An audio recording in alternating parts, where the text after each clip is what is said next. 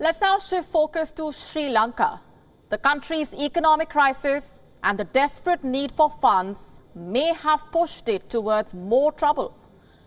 Colombo may have walked into China's debt trap diplomacy. Just how bad is the crisis and what could it lead to? Here's a detailed report. At the end of 2021, Sri Lanka's total public and publicly guaranteed debt was $35.8 billion. Over the last few years, Colombo walked into what experts say was China's debt trap diplomacy. Out of the total debt, lending by China accounted for $7.1 billion, which accounts to the 20% of the total debt. The lending from China stood at 1% in 2001.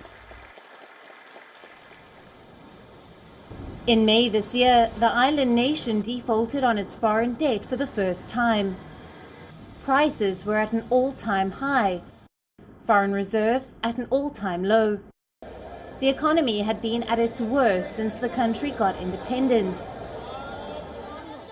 To the rest of the world, Sri Lanka became a cautionary tale of misgovernance and misfortune.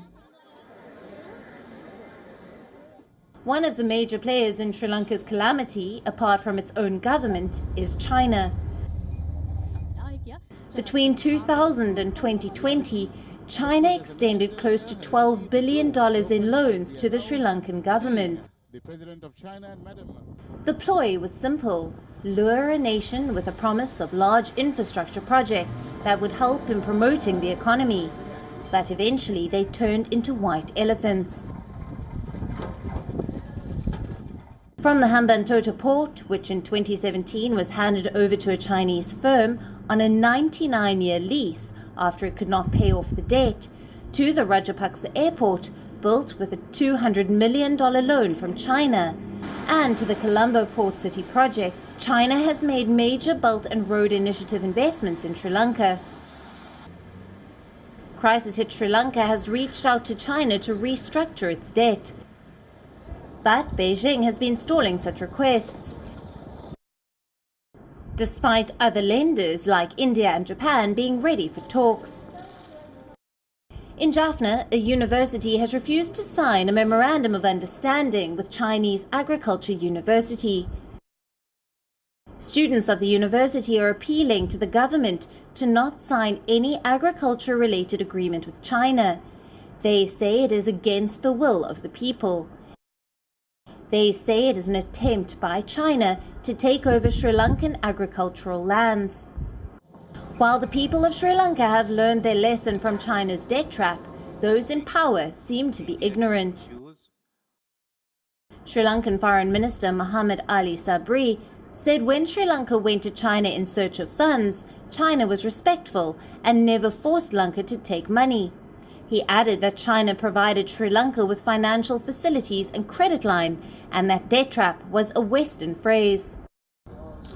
It comes as no surprise that China welcomed Sri Lankan ministers' rebuttal of the so-called Western narrative.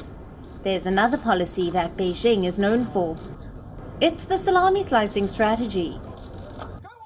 What it essentially means in small stealth military operations against neighboring countries which accumulate over time in a large territorial gain. Most of China's neighbors are victims of this strategy. India has also witnessed and is countering this at the line of actual control. China's activities and its plans in Jaffna also concern New Delhi. Why? Jaffna is just 1,400 kilometers from the Indian coast. If China takes control of Jaffna through its so-called agricultural projects, it will be in close proximity to India's southern coast, something that New Delhi may not like. Bureau Report, WION, World is One. WION now available in your country. Download the app now. Get all the news on the move.